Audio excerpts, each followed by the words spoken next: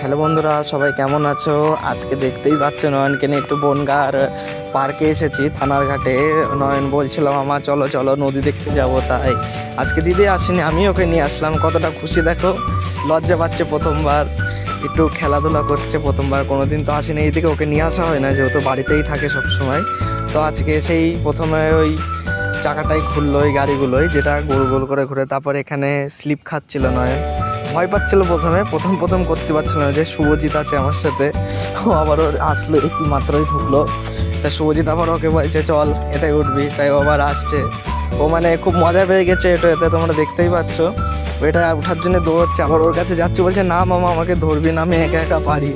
তারপর দেখতে পাচ্ছ একা একা যে এবার বড়টাই উঠবে, ও ছোটটা আর উঠবে না, এবার বড়টাই উঠছে। তো ভিডিওটা ভালো লাগলে একটু চ্যানেলটাকে সাবস্ক্রাইব করে দিও, আর এরকম ভিডিও পেতে হলে একটু কমেন্ট করে